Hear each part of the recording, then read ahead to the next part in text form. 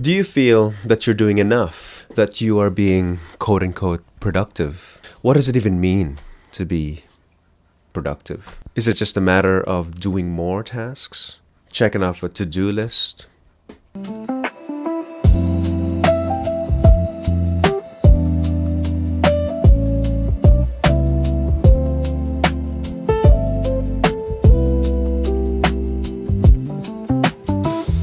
This productivity space has been growing for years now. There's so many courses offered, books written on the topic. There's so many definitions of what it means to be productive. There's plenty of descriptions of people showing what it looks like to be productive. And so yes, another productivity video, but I would like to offer my own insights into the space and what I find to work for me. I know it's going to be different for each one, so if you can glean some wisdom of what I do and learn a few tips and tricks, I would have accomplished the purpose of this video. My name is Andrew, and welcome to my channel, Mindset and Methods. And if you do like what I talk about here in this channel, it's no skin off your back to hit that like button and subscribe.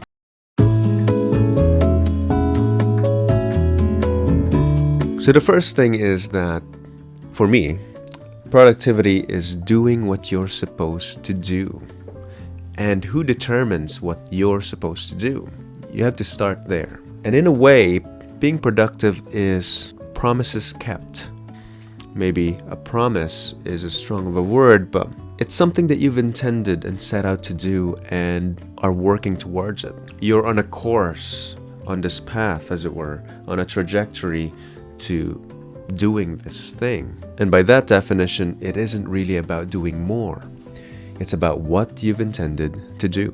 My point is, if you decided to play video games for 2 hours, by my definition, you are being productive because you're doing exactly what you've set out to do. This product, the outcome, if you like, of the things that you're doing doesn't have to have commercial value or any kind of monetary value, not necessarily. The value is extracted by you who determined what the purpose of this activity is to be. If you're content on your own set of activities, and at the end of the day, you have no regrets, then I believe you've been productive. If I want to dedicate some time sorting out my Pokemon card collection, might be a complete waste of time by other standards, but to me it's an enjoyable experience.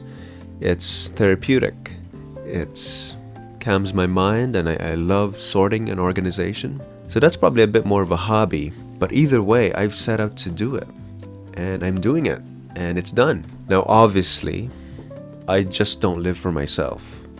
I have other human beings depending on me, and so I have to take them into account as well. They need to be fed, they need to be provided for, and so, again, I've set out to do just that, to provide. And so I have a day job, and in my day job, I have responsibilities there as well. So rather than framing it that I have to do someone else's to-do list, I make it my own. So then I get to reframe what I'm setting out to do. So for instance, at work, I create my own job. I determine what needs to be done. That's also aligning with the job description, so that it's within my remit, it's within my responsibility, and it's just a way of enjoying and finding meaningful purpose in what you're doing, which at the end of the day pays a salary, which then fulfills that initial goal of providing. So in short, unless you have to get a job that you like doing, I have to organize. In order for me to do my job well and effectively, I have to organize myself.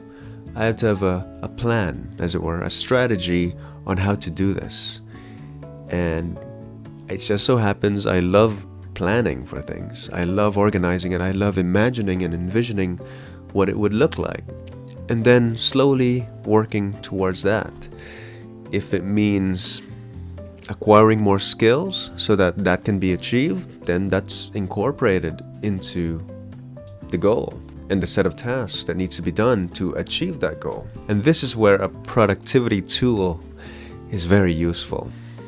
Again, there are so many apps and software platforms out there to help you achieve that. But if we can remove some of the stresses of the roadblocks or the pain points in putting your structured plans together, I think it's worth looking into a tool. My tool of choice is an application called TickTick, and I've been using it now for 5 years. It's organized my life, my professional life, in all areas that I have responsibilities in, simply because it facilitates me being organized and removing the stresses of having to store various tasks and reminders in my head. I get to offload it into this platform. I've found it to be useful. I organize my tasks. And you might say, oh, that's another to-do list. And I know it's hard to not see it as that. But mentally, psychologically, I've reframed it to now from to-do list to my get-to-do list. I get to do this. I've decided what I want and need to do, and now it doesn't become this dreadful list of tasks that I don't want to do.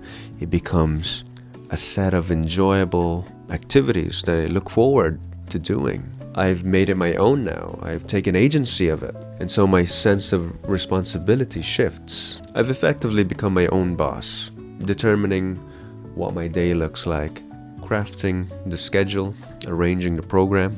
Now I understand not everybody is privileged enough to do this, but I would argue that I had to do the grind work in the early days where I had to do many tasks that I didn't particularly like doing, but I was on a journey to get to where I am. I've acquired skills. I've developed a skill set that would be useful, that is applicable everywhere I go. And now, people have recognized that and have given me a more responsible position because they trust and know that it will just get done when I've been put into it. That is the person one has to become to be useful, and this particular tool has really helped me get there. And as it turns out, by conventional standards, I ended up being a stricter boss than anybody else because I know what's a good enough output.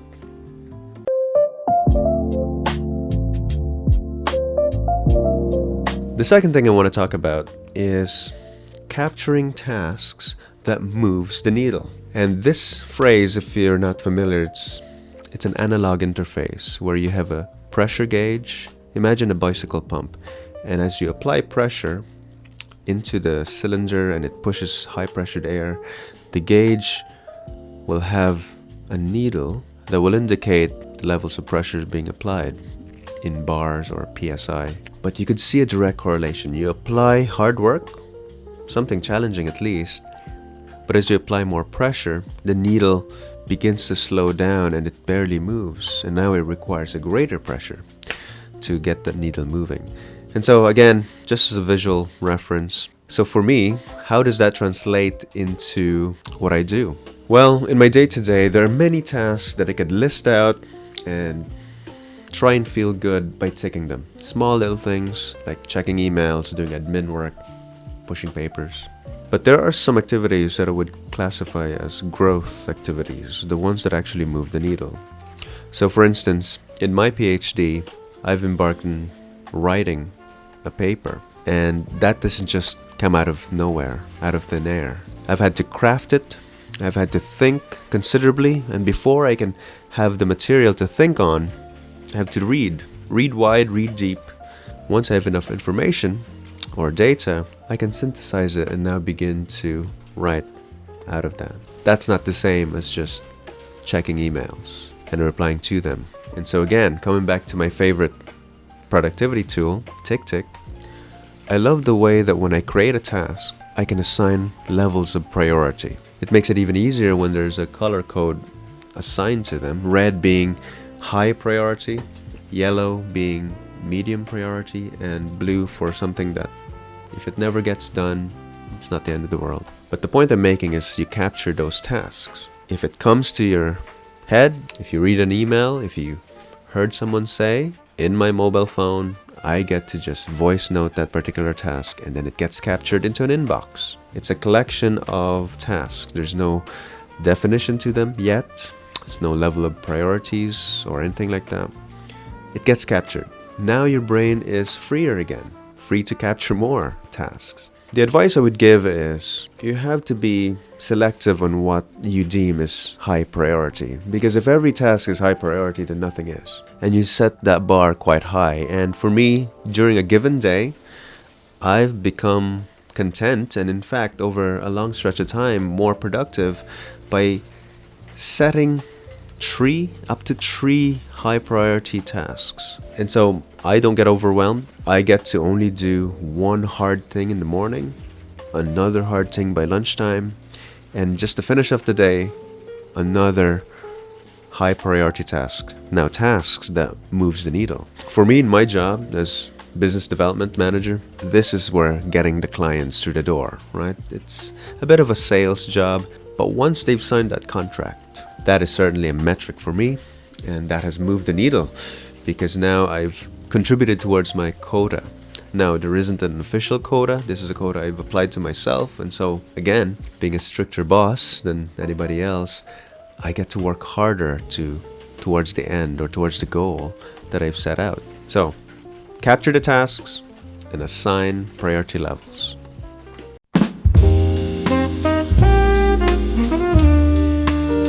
The third point I want to make, and the third step in this, is that what do you do with all your collected tasks? Now you have an inbox full of one-liners, do this, call this, email this, whatever. This is where you get to allocate those tasks in your month. You sprinkle them across the month because you know what needs to get done sooner, you know what can be kicked off down the road, and you get to assign them to whatever days in the future. And then once you've done that, you zoom in a bit closer and you do that on a weekly basis. Now, what needs to get done in the next 3 days or next week? And then once you're comfortable with your allocation, you go into your specific day, and this is where time blocking comes in.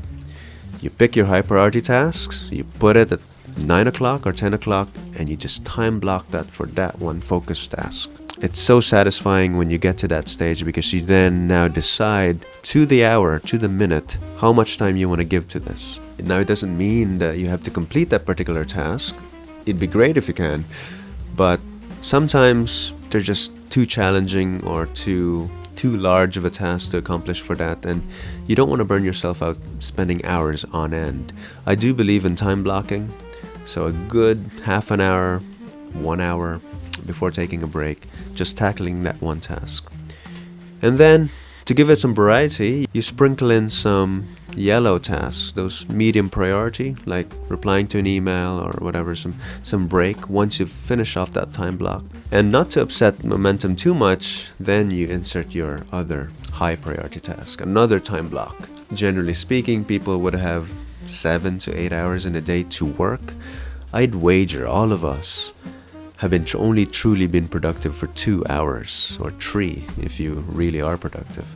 But to me, I'm happy with that because I get to accomplish way more. This is where TickTick really shines because I get to assign a calendar date and a time to each of the intended tasks. And to me, that's what constitutes a task or an activity, something that has a deadline, something that is intended to be done or to at least begin doing. If a task is captured and has not been assigned a date, it becomes a floating task and it becomes this hovering, annoying thing in your brain that I don't really know what to do about that. It's like this untamed animal, not captured properly, not caged. Not that I believe in capturing animals for the sake of it, but you know what I mean. And once it's in your calendar, you get the sense that you've entered into a contract with yourself to do this thing. And if you don't end up doing it, that's okay too. That's your decision. Or if you've decided, I'm gonna kick this can to the next day, well, it may have proved that that task is not super high priority after all. This week, I was quite pleased with how I've done it. I've had some pending tasks and I just did it. I just time blocked. I'm going to review my paper and rewrite some of the sections in it, and I just did it.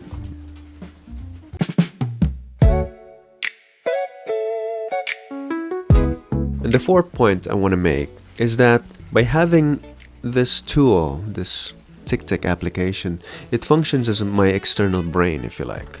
This is where the philosophy of having a second brain. I think there's a book about having a second brain, but it literally reduces cognitive overload. My brain is almost given permission to forget about it. Well, it's not forgotten, it's just someone else is thinking about it, a machine. It clears your mental RAM, as it were. Because if you don't do this, and if you're only deciding what to do, and it's already 2 p.m. in the afternoon, then you've already lost half your energy, because that's decision fatigue. You shouldn't have to make a decision on the spot of what to do next. Ideally, you would have done that the day before, or in my case, the night before. I opened my journal. Again, here's another tip. If you write analog on your journal, it reinforces in your brain a bit more effectively. And then capture that digitally by just making a quick voice note, and it's straight to the inbox. And then the first activity in the morning is just looking at all those inbox, decide what's high priority, and put them into a time block for the day. Now you're not remembering what to work on. You've decided that you know exactly what to do. You're just executing your plan. You've developed the program, and that in itself is a task. Now you're executing it. You're driving it. You're pressing play on the music that you've recorded.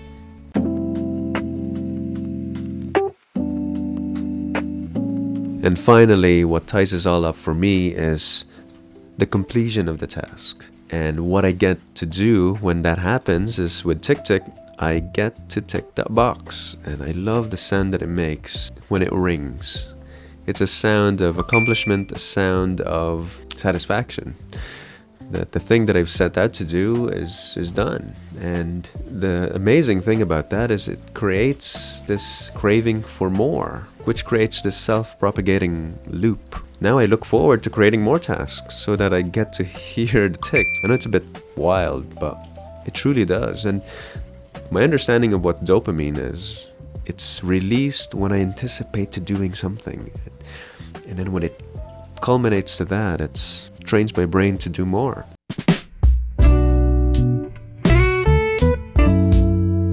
And so all in all, the beautiful thing that I love about this framework that I've come to refine over the years is that it is applicable to anything that you set your mind to. In fact, I've applied it to bigger and bigger things. For instance, currently, my wife and I have decided to build our home. It was but a notion about 3 years ago. A conversation on the couch that what if we built a house? And I just said, instead of knocking it down because, oh, it's impossible, there's too many things, which did cross my mind. And then I thought to myself, well, what if we broke it down? Let's not jump ahead. What's the very first thing? If we decided this, what's the very first thing that we need to do? What's the plan? What's the duration? What are the risks? What are the assumptions? Again, my project management training is kicking in here, but Gantt charts, and I love Gantt charts. Just planning it in, and then, oh, it doesn't seem too bad. Work packages can be broken down into tasks that is implementable. I applied the same thing to when I decided I'm going to do a PhD. It's like, oh, that's such a big undertaking. Like it is. But every day is 24 hours a day, and every waking moment is maybe 16 to 18 hours. What do you do in them? You know, people achieve amazing milestones and achievements, not because they were able to do this one thing in one go. They did little bits every day. And now I'm approaching my first year in my studies, and I'm doing this part-time. And all I did was read. Very fundamental, basic skill. Collect research papers, understand what they're about. And now I'm able to write a paper, which got accepted, by the way. It's just a bit of a reward for your efforts. Our house now is on the second stage of building. The 4 walls are up, the concretes are poured. What's next? And it creates a momentum of excitement, and you're not stuck. And having a framework to do this removes the mental barrier. And yeah, and the journey, as I look back, is actually far less stressful than what I imagined, and actually enjoyable. And I have a weird thing that I enjoy doing challenging stuff. Hard things that many people would shy away from, I would venture into, leaning into more. Well, what if I do this? My current position in my work, again, it's another, I want to set out and do this and achieve it. And so I just want to demystify some of the things that are seemingly impossible. It's not. Take that first step. You know, the journey, what's the saying? A journey of 1,000 miles begins with a single step. Just decide, intend to do it, and do it. Now it can go the other way. You can intend not to do it. I've intended not to do certain things just because I did. And I'm not going to work towards it. It's as simple as that. It's literally a ship that's moving, and I just set a course and the ship will just go that way. And in the meantime, I get to be responsible for my family. I get to be useful in society, and I don't spend my days struggling what to do next. I know I have other things to do and I can achieve them. So I hope this has been an insightful video for you to listen. You might know all these things already.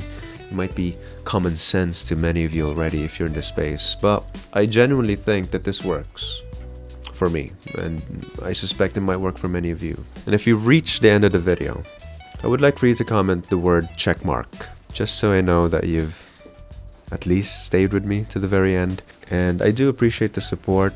Again, this channel is born out of a decision and an intention, and here I am doing the little bits that will contribute to the growth of the channel.